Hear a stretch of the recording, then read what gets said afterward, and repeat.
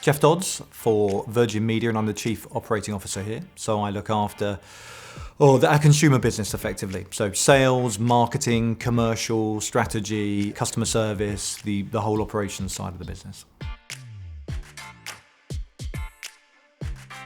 If you think about a football coach or a rugby coach or a netball coach, whoever, they're working with a small group of people, and that gives them the ability to be really clear on the purpose of the team, to be really clear on the tactics, and then during the match to give really clear feedback, play people in position, play to their strengths, having the ability to work on tactics in the moment. So to trade hard, to change direction, be more flexible, be more agile. I think that style probably lends itself more effectively to working with a small business.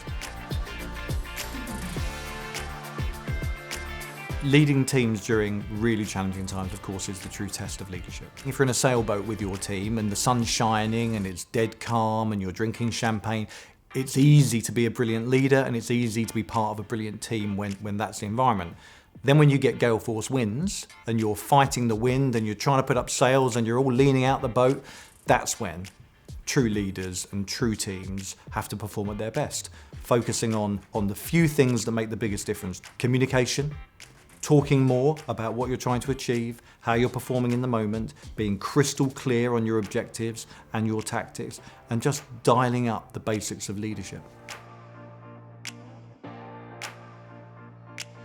I think there are negative connotations to the word compromise. I think modern terms for it would be you're more flexible or you're agile, you can change direction quickly, you can make choices in the moment. That's not a bad thing. You need to have that skill to be an effective leader. Somebody could buy a product from us online. It could be delivered and they could install it themselves. And if there's a problem and an engineer goes out and they ring the doorbell, that could be the only physical face-to-face interaction that person ever has with somebody from Virgin. So it isn't about wandering in and fixing a router or fixing a TV box. It's about going in and representing the brand and the 50-odd years of heritage that comes with that brand. So for me, it starts with employees, and happy employees breed happy customers.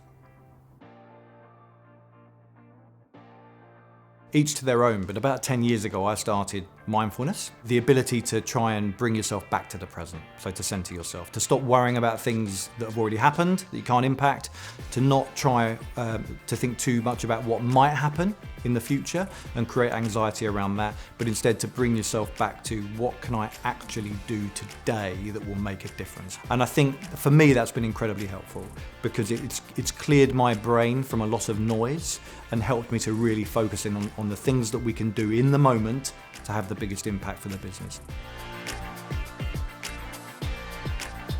I hear a lot of people talk about work-life balance.